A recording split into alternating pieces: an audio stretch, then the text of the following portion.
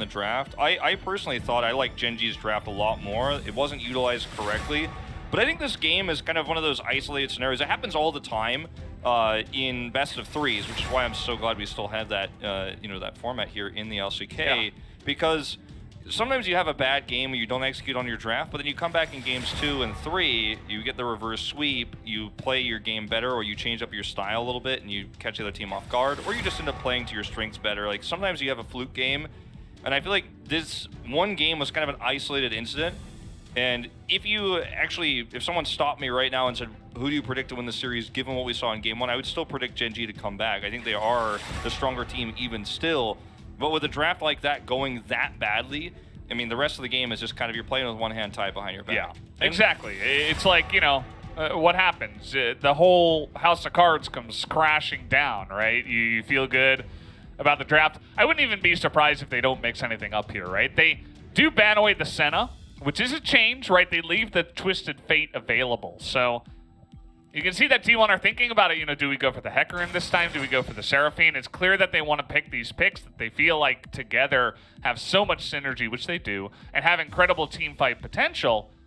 And they're going to go ahead and pick up the Seraphine. BDD says, well, let's run it back. Valdez, we might... Okay, well, never mind, because they're going to grab the Udyr instead of grabbing the Camille. I was just saying, we might actually get a almost repeat draft where we get to actually have the same still sort could. of... I mean, we still definitely could. And, like... This could be a really fantastic moment for Gen.G to actually showcase like why their comp still works if they have a better game. If Rascal actually plays the top side a lot safer than he did previously, this could end up being really awesome. Obviously, there's not going to be a Senna in this game. It's not going to be exactly the same drafts, but it's already starting off to be very similar. Even with sides swapped here, the priority is the same, and it will be Teddy picking up the Kai'Sa. And, we didn't even get to talk about Teddy that much on the last game. He had some really cool global ults, but because the team fights were so stompy and were so wombo-y from T1 that we didn't really even get to see what Teddy could have done if they were behind. A lot of the pressure would have been on him. And we're going to see the Camille, so we are basically going to get a rematch of Game 1. We're doing the salty run back here in the LCK. I want to see a Gragas ban here from Gen.G. Gragas Sion ban and then see how differently this one looks maybe, right? Like, I'm a little bit worried because if they do ban the Gragas and then leave the Sion open, then Kana could just play Sion. It's not going to be the same type of game. Like, he's not going to be crushing it and stomping the lane, but he can scale up really well, and then he works well with Seraphine. So you have two options here if you're T1 if that's left open. Yeah, I absolutely agree. I think as Gen.G, you immediately have to remove those gigantic tanks that become even more obnoxious with the Seraphine behind them. And, with the Kai'Sa already picked here, their team fighting is already insane. And if they get a big tank to fight behind, like, I'd even go as far as to say that even if Sion gets banned, pick Ornn or pick Malphite or pick anything. Or the Kaiser. I don't know about that, but, like... just pick some kind of beefy boy. They're going to ban away the Kennen here, which is pretty interesting. I don't know about that. The Kennen serves a very similar role to the Gragas in terms of how the matchup can be played, or how Kana played it, let's just say, because usually, Gragas plays a little bit more tanky and plays more defensively, but that didn't happen last game. The explosive power of a Kennen who does get ahead. I mean, this almost feels like insurance in this ban for Gen.G. Like, let's make sure that they don't get another explosive top AP champion that is going to destroy us in team fights. There's a lot of lockdown onto Ruler here. They banned not the Ezreal, but in fact the Xayah and Tristana responses to the Kai'Sa. So banning for the meta rather than the player, I would argue. And if Aphelios is left open, they'll take it. There's no Thresh, obviously, to pair with it. Yeah, this is pretty interesting. If you go with Aphelios and Nautilus, then you immediately bolster your team fighting ability as well, right? You already have the Azir, and Camille, while she is a really strong split pusher, can enter some of those fights, especially when you have your own kind of hyper carry and plus Stanky Boy down on the bottom side. As T1, they're thinking about what they're going to go for. It looks like Leona will be the pick. They really want to get on top of the Aphelios, who will not have the option to have the Thresh alongside of him for mobility. It's a lot of discussion as to, where this top pick goes right now. And with the Leona lock-in, there were a lot of different options. Like the set could have been mid, Seraphine could have been support, but now Leona comes through. And they're going to take what looks like a pretty stable Nara pick here into the Camille. this has been very high variance. Like, it's a volatile matchup where you can get absolutely crushed by somebody like Rascal in the top lane, as Tarek would be a very, very sturdy choice here, and actually works extremely well with this comp in terms of team fights. So I don't hate it, but very off meta right now. Yeah. And I'll take the Galio instead, which is going to be great into the Leona, the Gnar, and the Hecarim in particular. Yeah, pretty cool idea. Something you've highlighted many times in the past, right? The potential for just absorbing engage with his taunts. You know, you don't always have to be the guy that's flashing in and making the crazy, you know, 5-man taunt plays. You can just be a soaker, an amazing peeler for your AD carry. And while you don't have the lantern that the Thresh does, you have the ability to kind of immediately taunt off whoever tries to dive onto the Aphelios. So I like the idea. The top side of the map here, you know, from mid and upwards for both of these teams remains largely the same in terms of the idea here. The Gnar is another champion that, you know, you can go, well, he can be stable under turret, can be tough to win the matchup, but it's also a champion that, if given a lot of resources, and if Rascal is once again neglected by Klid, he can get ahead, he can trade back some kills if Cuz comes up there, and he can start to bully the Camille. It is possible, but this feels like it's going to be a lot harder of a variation here for T1 to execute on, to have that same sort of success for Kana in the top side of the map. So maybe, just maybe, this Rascal-Klid duo of Camille and Udyr can get more value done this time. Maybe we could see that converted into some more kill pressure in mid. We didn't see even one Emperor's Divide attempt to try to get Flash away from Faker in that last game. So again, proactivity is the name of the game here once again for Gen.G. They have a comp that scales better in the late game, but you need to get that Camille fed early so she can have that side lane pressure, so Udyr can help you on those later fights. Absolutely. We'll see if they have woken up after game number 1. I think that a lot of Gen.G fans would be disappointed with the way game 1 went. They kind of just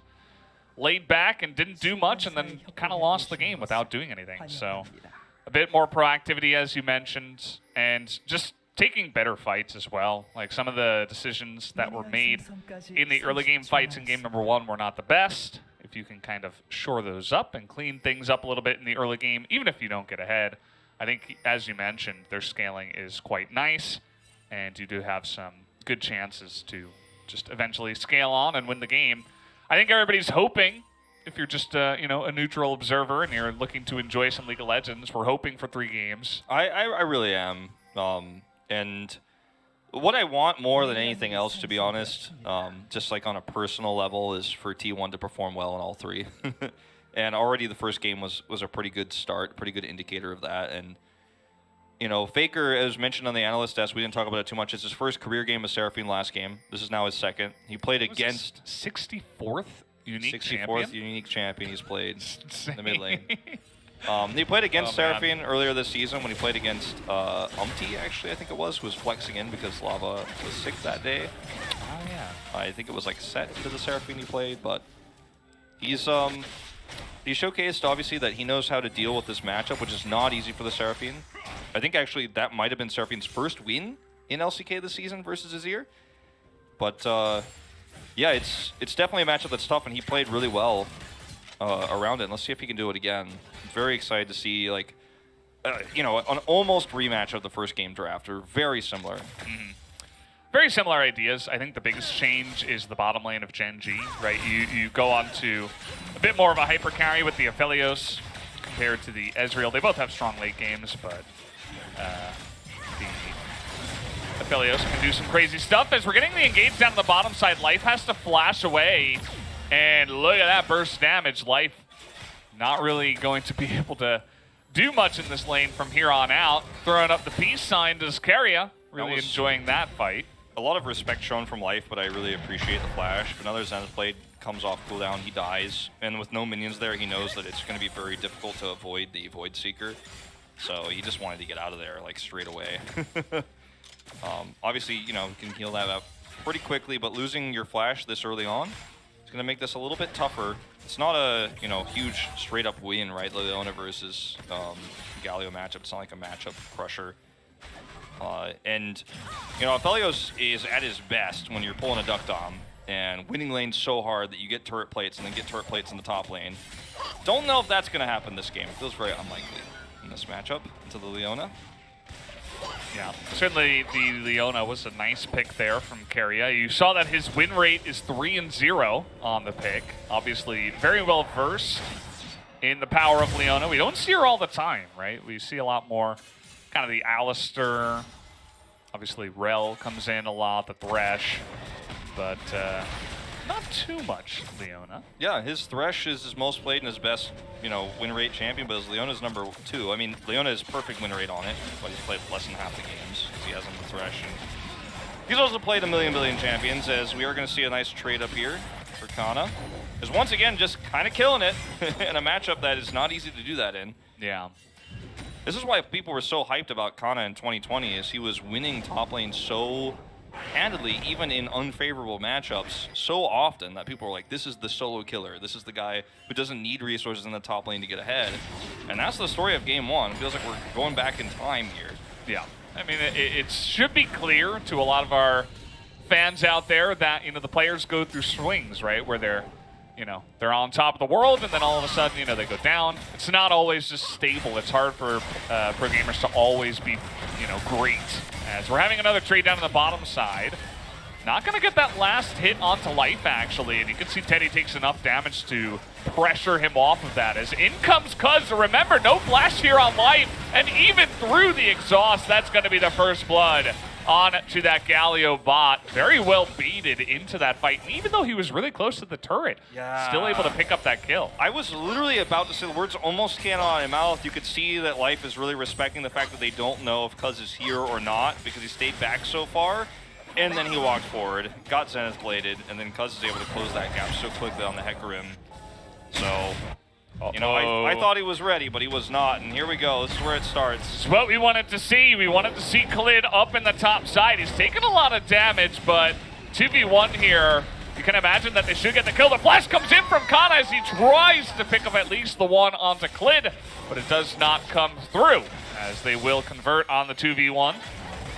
Keria gonna make this a duo lane in mid just to guarantee that Faker can get this farm safely because he knows BDD is going to be hitting 6 shortly. Wants to be able to make sure that lane is shoved when that is the case. So I really like that commitment there to give a little bit of extra space in Faker's most vulnerable moment as BDD hits 6, and that Clit is gone, so you're going to be pretty safe there. But watching this once again here on the bottom side of the map, like, Cuz has been here this whole time, they don't have vision, so Life gets hit by the Zenith Blade and backs off. And then it feels like, okay, you could trade back a little bit of damage here, but at this moment, after they toss out the damage, like Life actually tosses that one out, and then he's like, okay, I'm walking away. But he stayed so long there, I don't know if he should have actually even committed that skill shot in. And it's like, easy cleanup from here, and this is just an overextension from Kana, unfortunately. He almost trades it back. Yeah. He is in Meganar, it's the first stun, and has the follow-up leap forward. And there's just too much damage, sadly. Hookshot is dodged, and that's actually what almost gets him the trade back. Yeah. If he gets in there, maybe gets his boomerang back up, could see a very different trade.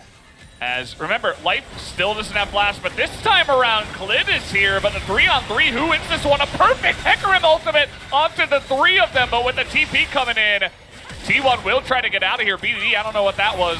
That's going to be a bit of a whoopsie. And now we have the encore that comes in, and Khalid, alongside of Ruler, are going to be rooted up. This is a disaster for Gen.G, and T1 easily clean up. 4-0 on Teddy now. Teddy's got the jaw hitting the floor laugh after that trade, as we're going to see X-Tech Ultimatum.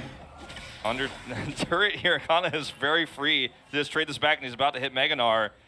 Got to be careful up there, Rascal. But yeah, that Emperor's Divide was going in the wrong direction, and I mean, this is really, like, it was a good rotation, and it was a nice response from BDD. The teleport was good, but the execution of that fight is rough. And why are you taking that exchange when, once again, you don't know where Cuz is? It's really easy for him to have a game-changing ultimate there if he is nearby. You're all clumped up, you're hard engaging, grouped.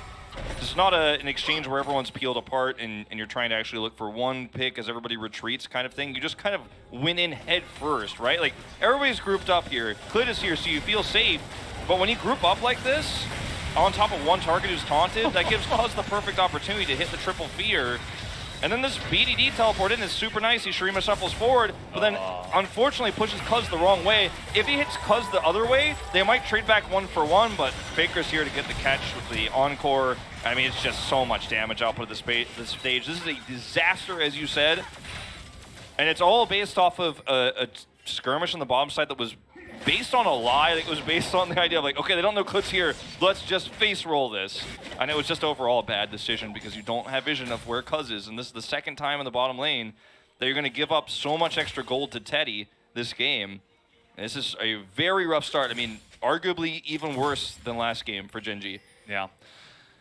You can kind of tell that the pressure is getting to these Gen.G players, and this is what I was talking about. Just sometimes against T1, it's like they forget how to play. I don't know. I mean, Gen.G, BDD is a much better player than that, but then you just have these moments where it's like, man, that's not what you expect to see. It's unfortunate, right, for BDD. He's probably going to get ridiculed for that one, but, you know. And this happens sometimes, right? You gotta play better than that. I think this is something that's very...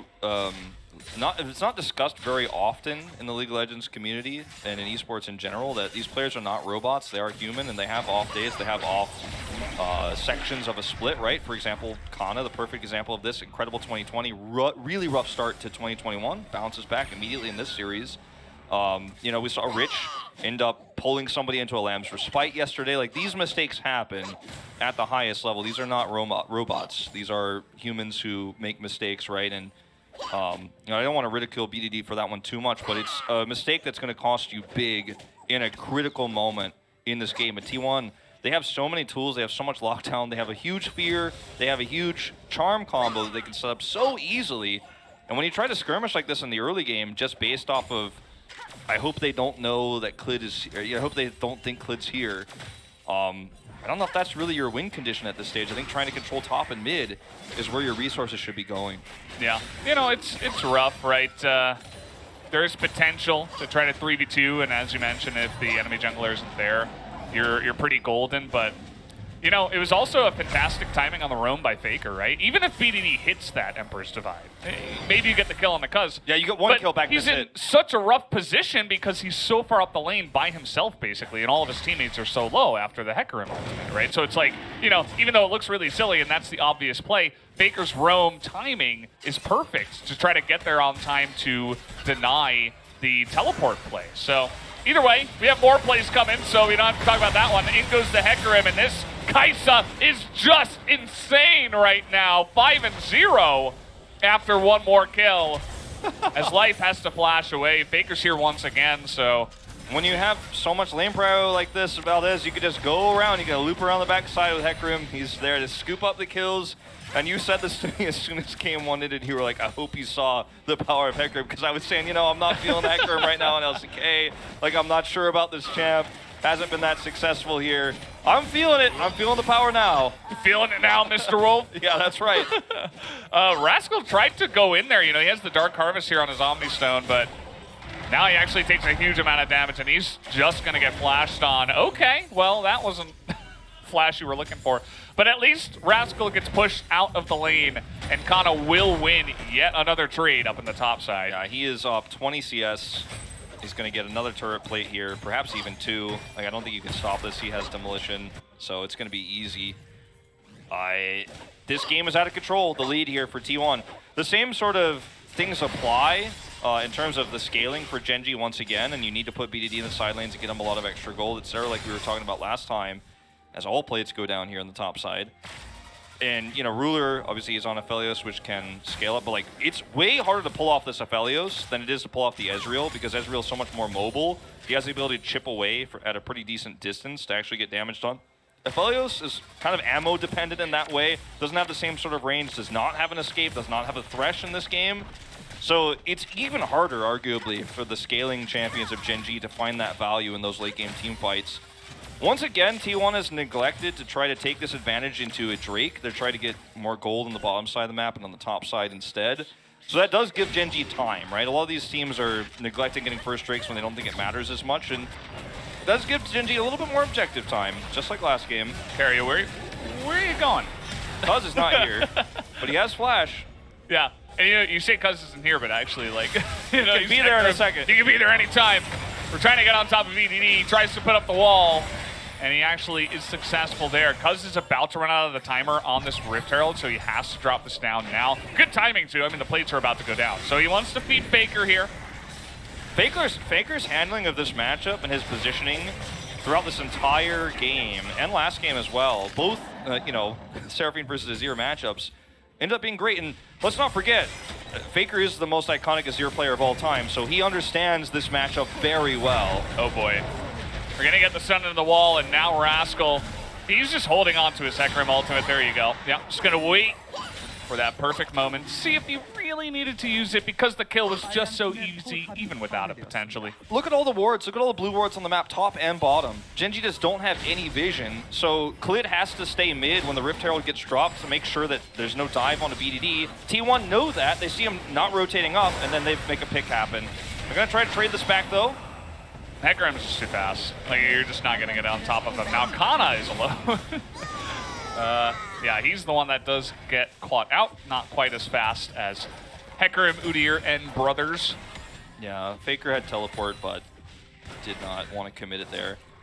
But I really like to see the vision control that T1 have, that Klid is now trying to do his best to repel a little bit of, because you can make plays like this on the top side when you know where Klid is and that you can't match that rotation as quickly. Stay a little bit long. They've been a little bit greedy on that, but I would like to point everyone's attention once again to the Mountain Drake that is up. We're almost 15 minutes into the game. Yeah. And like, if you're Gen.G, I think you're okay with this because, you know, you're not worried about getting that pacing ahead. You actually want to kind of slow the game down for T1, and you're okay with them not taking this fight. So they know, as he walks over a ward, in fact, that there's just no way the Udyr can be here right now. But then, you know, they stay a little bit too long. BDD comes up, but gets the catch here. And Hecarim, yeah, he's fine. Kana, not so lucky. I wish I had 4 legs. Yeah, doesn't quite have it. At least he's got a tail, I guess. He could have if he had Meganor, but he didn't, so. Yeah, true. Aren't those his arms, though?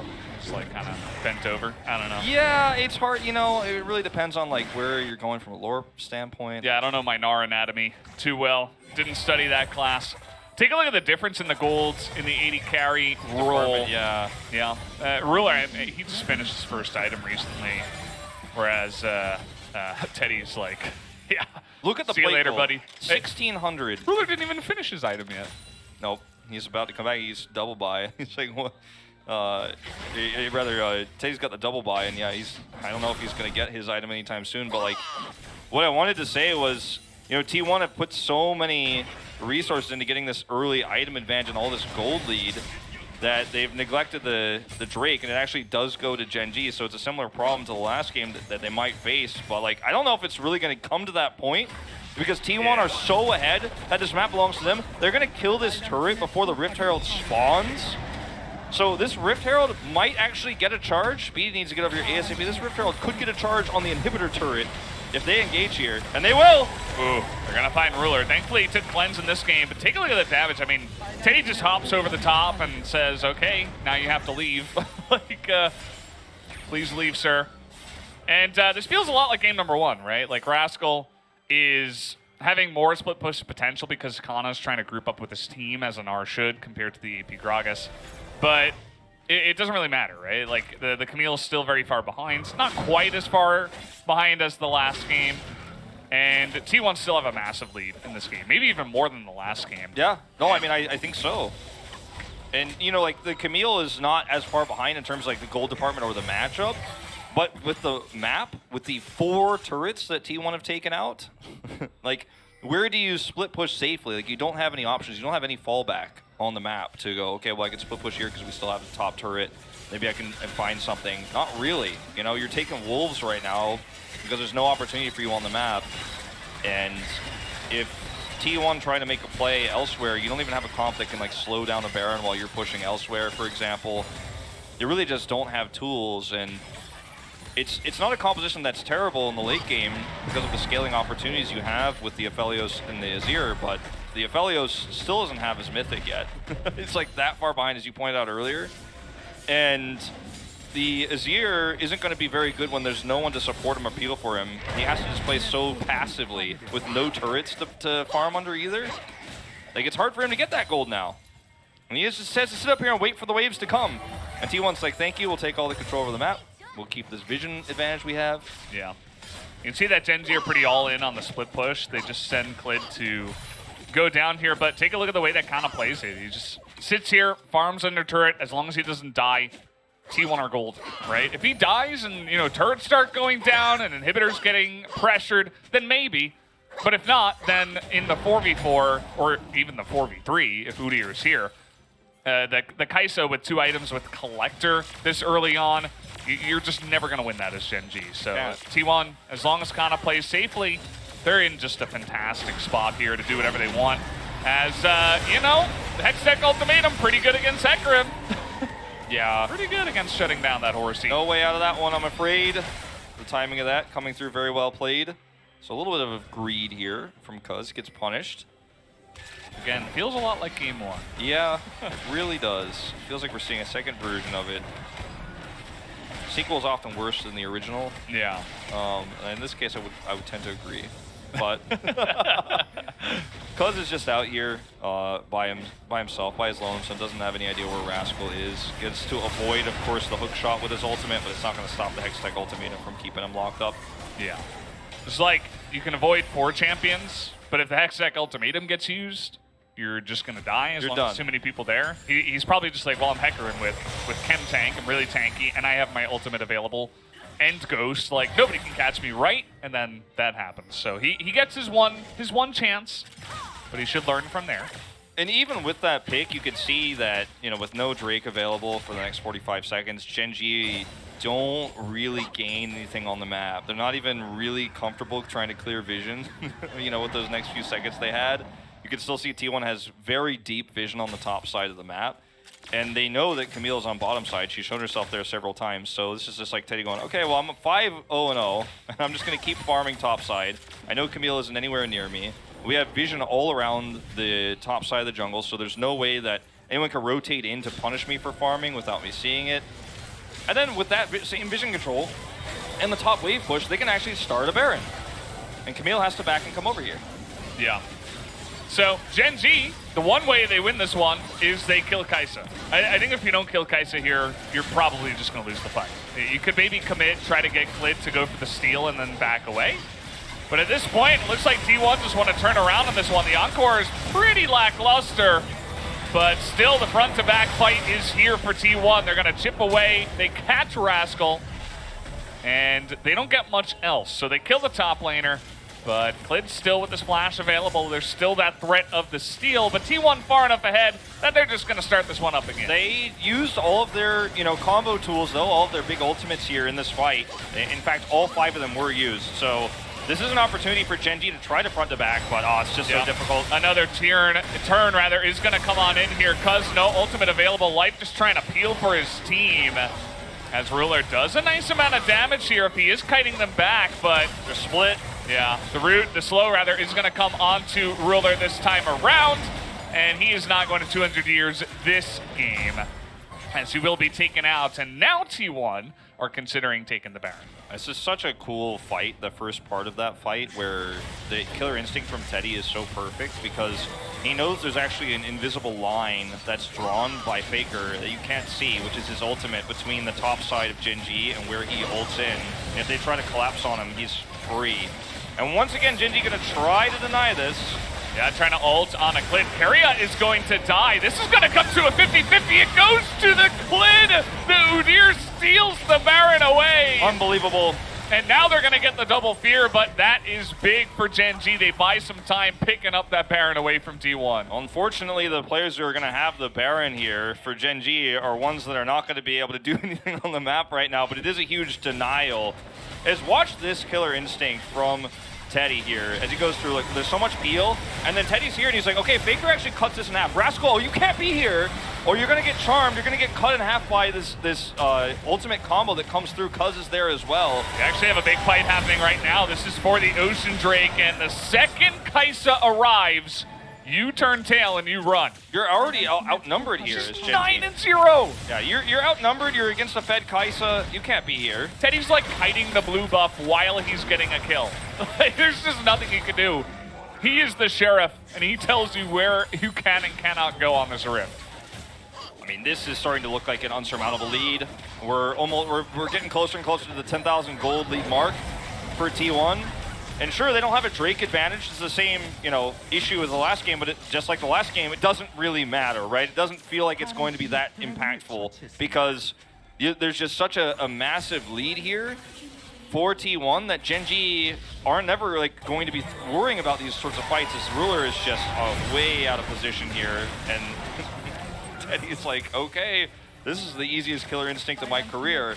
Coming forward, Life also way out of position, gets pulled back.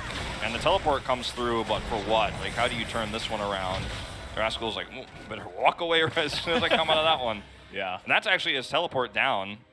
If he doesn't commit it there, they might get a turret, so he has to. And T1 just has such control over the map. Okay, again, the one way you can win is if you kill Teddy. Do they have the reach? The Nope. answer is no.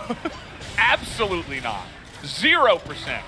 Another kill to the Kaisa. 11-0. This is looking like gold solo queue right now. He is just owning the game by himself. Very much a done deal, I think, this game. He has so much damage that you can't even dive onto him because he'll kill you so quickly. He doesn't actually have to worry about being blown up at this stage. Gen.G need way more lockdown to actually kill him. Unfortunately, T1 have all the defensive peel tools against anyone who tries to dive in. And we'll watch this again. Like, Rascal's here. Cleared really wants that follow-up lockdown. It's a shot, shot call comes through. Rascal's like, I'm here. Hextech ultimatum gets him out of the ultimate, but like, where is any other follow-up damage? Teddy's positioning is too good on top of it all. There's just no way to follow through and hit any sort of damage or even auto attacks onto the Kaisa here. Yeah. Who has rapid fire cannon just for extra range, for that extra poke and damage, that extra safety.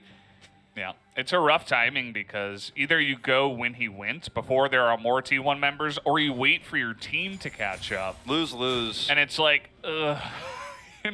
We're probably not going to kill the Kaisa. Even if we kill the Kaisa and my whole team is there, then T1 is there as well. And they just clean us up even without the Kaisa. Because while the Kaisa is very obvious, I mean, you have 2, 1, and 12 Hecarim, the Nars decently fed, the Seraphine can do enough damage, right? They have other tools. Yeah, if you go in, even with BDD hitting an Emperor's Divide on top of it, you have like a, Hextech Ultimate Emperor's Divide coming through, then Cuz just ults everyone who tries to follow up, and then you lose the fight instantly because Teddy just auto attacks. He presses A and clicks on somebody, and they disappear very quickly. Mm-hmm. He presses some abilities too, and it gets crazy. True. Probably that Q ability. I hear that one's pretty strong. Yeah. Even after some nerfs. Very slight nerfs, Yeah, it's a good one. Well, I mean, this is just T1 controlling vision now around Baron, while also threatening this inner turret. Oh no, you rotate over there, well, Cuz is going to push this wave in. And this is very, very slow, methodical play, just like we saw last game. Have an advantage, you can force the team to play tennis with you, basically, and Gen.G are responding to every single ping pong that T1 are sending their way. And then the vision control goes deeper forward. Look at those control wards. There's a line of them. And then if you're Gen.G, you have to be so careful about how you clear that, because you might walk into a Seraphine ult, you might walk into an Hecarim ult. Obviously, in this case, they know it's Cuz's bottom, but T1 are just waiting. They're just ticking down the clock until that next objective comes up, because they know the fight is almost 100% theirs as long as they don't make a mistake setting up for it. Yeah. Cloud Soul in this game is actually pretty nice. I know we're kind of in a position now where it's like, man, I mean, I don't think Gen.G can beat this Kaisa, right? But, still stands to say that the Cloud Soul is going to be pretty nice for T1. And, you just hop in with your ultimate, and to get all those game-changing, super impactful ultimates up a lot quicker, and also to have that movement. Speed. Yeah, speed boost is just fantastic on pretty much all of them. So, just really nice for the squad. Not a bad one in this scenario, even though many times there are better souls. Gen.G, I wonder if trying to trade this Drake for Baron is an option for them. The problem is the timing doesn't work out for that either really well, because T1 can't start this first. In fact, T1 just wanted to secure vision on the Drake, but they had no intention of taking that first. They're just going to walk back over here, take this Baron vision away again, and then start that one. I was thinking, maybe that's one way Gen.G gets a small edge in this game, trade a Baron somehow, but Baron spawns first. T1 clear the vision. Here we go. Gen.G, you got one chance in this game, one last fight, and you don't have the tools to win it. Yeah. I mean, this is going to take a literal miracle. The turn with Seraphine alone is ridiculous. Not to mention all the other ultimates that T1 have. Not to mention that they're blind. They have no vision. Yeah, no vision. No eyeballs here on T1. T1, they clear the wards, which actually gives Gen.G a chance to spot them on the Baron. So they know that this is coming in. Glid in position. It's really just going to come down to if Glid can steal it away, but they're waiting on the DPS Carriot here to stun him. That is going to be a very simple and clean Baron take to the side of T1. And Rascal's going to get mid-turret, but do you really care if you're T1? Not at all. If you're going to grab this Cloud Drake, put yourself one closer to the soul that we probably won't see in this game. It's going to make the Baron push a little bit delayed because of this mid-pressure, so that's going to take it a little bit more time. But Teddy is already here to get this inner turret and to look for the inhibitor turret that comes with it. And for Gen.G, like you lost the Baron, you couldn't take a fight. Clid had to literally flash over the wall and hope for a 50-50. I think deciding not to do that was by far the better option, not to mention that he was also being stunned and pushed away from even having the chance to do that. So you lose Baron, and now you just have to hope for a defensive fight under inhibitors. And T1, I mean, feels like SK Telecom, T1's slow, methodical play here. What do you do against this unless T1 makes a big mistake, which they simply are not? Yeah. Even Teddy checking all the flanks, all the brushes. Leaving no bush unturned. Yeah. Just wants to make sure that he is safe. And now he's got his whole team here. Cuz slowly pushing the wave, you can see that he's not actually forcefully clearing minions, trying to time it here with the wave on the bottom side to crash. Very just, as you mentioned, methodical, classic, traditional League of Legends play. LCK, you know, traditional style. Absolutely. Not postmodern LCK. For sure. Yeah. Yeah, they're just going for the push here. And you can see that with the Azir, it's not going to be easy. It's just going to be the simple push and win for T1. You know what? Still have to respect that wave clear. Rascal is actually going mid again, and this time he threatens an inhibitor turret. There's nobody there to get the Baron buff to these minions, so he clears this super fast. And Gen.G handling of this is really well done. Now, can he get out of here is the real question, and it seems like the answer is going to be yes. Cuz has a lot of chasing power with Dead Man's Plate, etc. Doesn't even need to use the blast cone there, and he does get out. So this actually wastes a huge amount of time on that Baron buff clock. It's actually well played by Gen.G. I mean, they're still in a really tough spot, and this is not like a game-changing play, but it is definitely a game-extending play. Yeah. And I mean, that's all you can hope for right now when you're down 0-1 in this series. You're down 8,000 gold when your opponent's on match point, and T1 with a huge resurgence here. And Gen.G fans right now hoping and praying, holding their breath here. Yeah, I mean, with Kai'Sa as bad as she is, it does feel inevitable, but like, again, you pick the Kai'Sa, you're at Aphelios 0-3, but I mean, he's got 3 items, right? That's still a huge break point for Aphelios. About to hit level 16. Rascal's going off the side lane again. Yeah, I mean, if you wait here as T1 and you take 3 Barons and get nothing from it, then, you know, we enter a stage of the game where we're just in extreme late game and still Gen.G's comp is pretty good. So I like that they're actually going for the play here. Teddy is going to go into that backline, immediately blows up BDD, just removes him from the fight right from the get-go. That's a cute little exhaust you've got there, says Teddy. Doesn't affect me at all. As T1, they felt the pressure and they went for it. BDD not having any damage in this fight means that T1 could just kind of walk forward here and end the game. Even with a huge taunt, there's just not enough damage for Gen.G to end this. Yeah, welcome to Seraphine's worlds. Yep. You're not going to have much fun with that one. Carrio's got a stopwatch. Teddy, he's got a front line in spades this time around. And with Aphelios going down, that is going to signal the end of the game. Cuz going to pull out that last member. Only Clid remains, and T1 will take the extremely dominant and clean 2-0 win tonight over Gen.G. They're gonna go ahead and let Faker die as the Nexus will go down.